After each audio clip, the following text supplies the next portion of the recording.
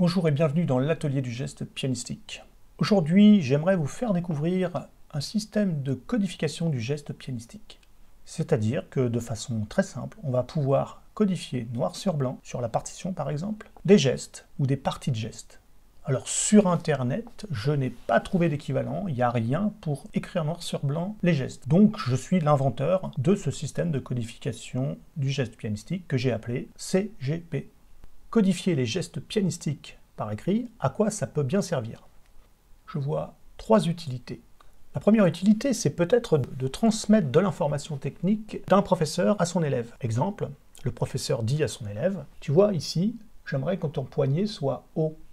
Et puis ici, je voudrais que tu sois pas trop près du fond du clavier. Et puis pendant que tu joues 1, 2, 3, il faudrait que tu puisses en même temps monter ton poignet. Eh bien ça, on va pouvoir l'écrire simplement et de façon très concise.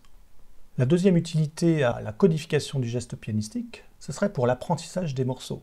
J'apprends un morceau très long et à quelques endroits, des fois j'ai des difficultés techniques. Et je vais essayer de résoudre ça en cherchant le bon geste, en essayant différentes choses, et puis si je le trouve, je vais peut-être le noter sur la partition pour que le lendemain je ne l'oublie pas. Je vois une troisième utilité à la codification du geste pianistique, c'est d'avoir à sa disposition un outil de réflexion assez puissant. Moi, je peux vous dire que personnellement, j'ai clarifié quelques éléments de mon modèle pianistique grâce au fait d'avoir écrit les gestes. Ça m'a permis de réfléchir de façon plus précise, plutôt que de réfléchir sur quelque chose de dynamique, qui est le geste lui-même. Je réfléchis sur une abstraction. Donc, de quoi s'agit-il vraiment? Déjà, je dois vous parler des paramètres qui permettent de codifier le geste pianistique. En fait, il y en a 5. Il s'agit de la hauteur du poignet, de tout ce qui est largeur, donc les lignes, et tout ce qui est profondeur. Déjà, ces trois paramètres, hauteur, largeur, profondeur, permettent de se déplacer finalement dans toutes les directions. Il existe deux autres paramètres, le coude et la rotation. Avec ces 5 paramètres, on définit complètement un geste pianistique. Vous allez me dire, c'est bizarre. Oui, dans le CGP, on ne parle pas du buste, on ne parle pas du dos, et on ne parle pas des doigts. On considère ces choses-là comme auxiliaires. Allons-y, commençons. Le paramètre H, c'est la hauteur. Et la hauteur du poignet. Là, j'ai une hauteur importante. J'ai un plus H. Ici, j'ai une hauteur faible. J'ai un moins H. Hauteur du poignet, moins H, hauteur du poignet, plus H. Après, on a les lignes. Alors, je vais rappeler brièvement ce que c'est qu'une ligne. Lorsque vous écartez légèrement les doigts, ici, nous avons une ligne, parce que le pouce et l'avant-bras forment une ligne. C'est la ligne de pouce. Si on fait comme ça, on voit que le 2 est aligné avec l'avant-bras, et ça, c'est une ligne de 2. On va vers des lignes supérieures, la ligne de 3, ligne de 4, ligne de 5. Ici, je suis en moins L. Moins parce que je suis dans des lignes de pouce, ligne faible, alors que là, je suis en plus L, dans des lignes élevées. Maintenant, on a le paramètre K, qui est la profondeur de la main dans le clavier. Alors K comme keyboard, je ne pouvais pas utiliser C, parce que le C, ça va être le coude.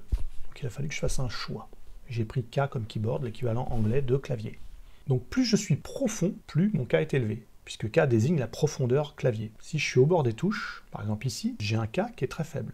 Là aussi, je suis plutôt au bord des touches, j'ai un K qui est faible. Là, je suis donc en moins K. Là, je suis donc en plus K.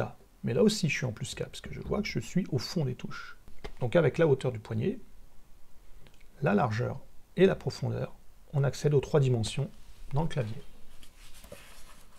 Maintenant, on a 2 autres paramètres, on l'a dit tout à l'heure, c'est le coude et la rotation.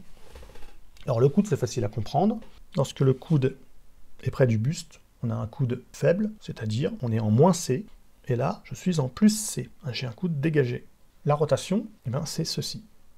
Quand je suis en rotation négative, je suis vers la supination. On peut dire que cette position, c'est moins R. On peut dire que cette position, donc la pronation, c'est plus R. Alors c'est facile de s'en souvenir, parce que plus R, P comme plus, P comme pronation. On vient donc de passer en revue ces 5 paramètres. Il y a des relations entre ces 5 éléments. Déjà, disons-le, H, K et L sont indépendants entre eux. C'est bien normal, puisque c'est l'accès à toutes les dimensions. Il faut que ce soit indépendant pour accéder n'importe où. Maintenant, on a L, R, C qui sont liés. Le coude permettent d'agir de façon importante sur la rotation et sur la ligne. Un coude éloigné facilite la rotation positive, la pronation. Si j'ai un -C, donc un coude proche du buste, la pronation va être très dure à faire. Il suffit que je dégage mon coude pour que la pronation soit aisée. On voit bien qu'un +C va permettre un +R. Un coude dégagé va permettre une pronation aisée. Si j'ai un -C, donc un coude près du buste, et que j'essaye d'aller dans les lignes supérieures, c'est pas très pianistique, c'est pas très évident. Par contre, là, vous voyez que ma ligne de pouce est assez parfaite et assez vraiment simple à mettre en œuvre, notamment grâce au -C. Donc, les lignes de pouce, les -L, sont rendues vraiment simples grâce à un -C. Si je veux aller dans les lignes supérieures de façon facile et pianistique, je vais être obligé de faire un +C. Vous voyez qu'un +C, c'est-à-dire un coude dégagé, va permettre d'accéder très facilement et très pianistiquement aux lignes supérieures. Alors, voyons la syntaxe de base de ce système de codification. Alors, avant ça, il faut distinguer deux concepts. Le concept d'état et le concept d'action. L'état, c'est un petit peu comme une photographie. Par exemple, je suis comme ça, je fais une photo, schlac, j'observe que mon poignet est haut. C'est ça qu'on appelle le +H. Lorsque le plus intervient avant la lettre, il s'agit d'un état. On a fait la photo, on observe. Là, par exemple, je peux dire que je suis en +C, +R et +H. J'ai à la fois le coude, la hauteur du poignet et la rotation qui sont positifs. Ça, c'est l'état, la notion d'état. Maintenant, la notion d'action. Bien, lorsque j'ai un signe plus ou moins après la lettre, il s'agit d'une action et non plus d'un état. Et là, une action, ça se déroule dans le temps, c'est plus une photographie, c'est en fait un geste. Par exemple, 1, 2, 3, 4, H-, ça veut dire que pendant que je vais faire 1, 2, 3, 4, il va falloir que je descende mon poignet, ce qui va produire le geste suivant. Vous voyez, pendant que je joue 1, 2, 3, 4, le poignet descend. Maintenant qu'on a bien compris la notion d'état et la notion d'action, on va donc passer maintenant en revue la plupart des possibilités. Ça, c'est +H. Ça, c'est +K, parce que je suis au fond du clavier. Ça, c'est +L. Je suis dans des lignes supérieures. Ça, c'est +R, parce que je suis en pronation, en rotation positive. Et ça, c'est +C, parce que j'ai mon coude dégagé. Qu'est-ce qui se passe si j'ai envie de dire à la fois K et H positif? Eh bien, je vais faire +H +K. Mais +H +K, c'est pas très lisible. Donc, on va factoriser ça et on va juste écrire +HK. +HK, ça veut dire qu'on va avoir une hauteur de poignet haute, +H, et une profondeur clavier importante aussi, K. Donc, vous voyez, là, je suis en +HK. Voyons maintenant la syntaxe lorsqu'on spécifie des actions.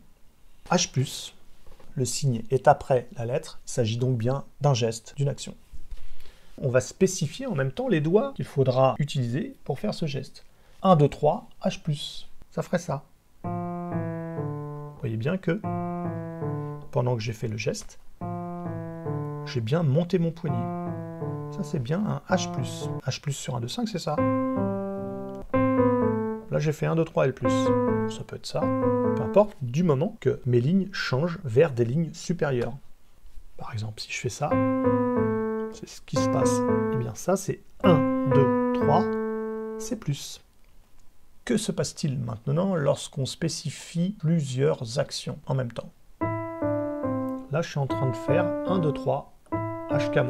Pourquoi? Parce qu'on voit bien que pendant que je fais 1, 2, 3, mon poignet descend d'une part, et en même temps, ma main recule. 1, 2, 3, 4, LRC+. Vous pouvez constater que pendant que je fais 1, 2, 3, 4, le coude, d'une part, s'écarte, que je vais vers une pronation, et que j'ai bien le changement des lignes inférieures vers les lignes supérieures. Voilà, nous arrivons presque à la fin de la vidéo, mais j'aimerais quand même essayer avec vous de décoder un mouvement complet. Vous connaissez un petit peu le Hanon.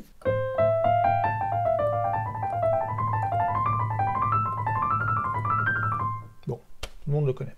On va le faire différemment, on va utiliser d'autres notes, on va faire ça. Beaucoup plus difficile, mais ça va être plus parlant. On va faire le mouvement main droite. 1, 2, 3, 4, HK-, LRC+, suivi du mouvement 5, 4, 3, 2, HK+, LRC-. Ça a l'air compliqué. Mais oui, mais ça, c'est ni plus ni moins que ça. 1, 2, 3, 4, HK moins LRC+, 5, 4, 3, 2, HK plus LRC moins.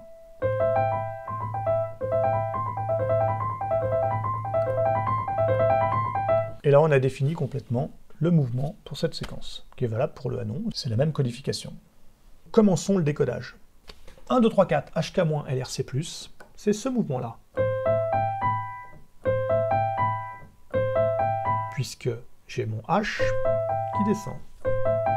J'ai mon K qui s'éloigne du clavier. J'ai ma ligne qui change vers des lignes supérieures. J'ai la rotation qui va vers une pronation. Et j'ai mon coude qui s'éloigne. Voilà, on a fini le premier mouvement.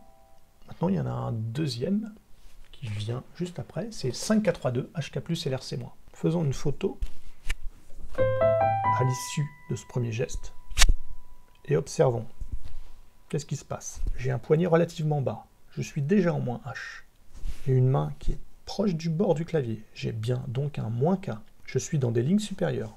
Je suis bien vers une pronation et j'ai un coude dégagé. Donc finalement, on peut dire qu'à l'issue d'un mouvement, les états correspondent aux actions du geste. Donc maintenant, voyons le deuxième mouvement.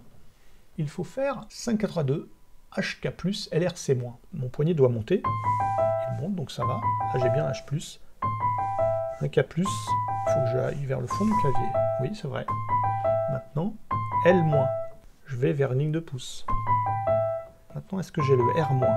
Oui, je fais bien une rotation négative. Donc je vais vers une supination. Et est-ce que j'ai un C moins? Eh oui, puisque mon coude se rapproche de mon buste. Voilà, on vient de décoder complètement deux gestes. On verra plus tard dans d'autres épisodes que ce mouvement est très récurrent.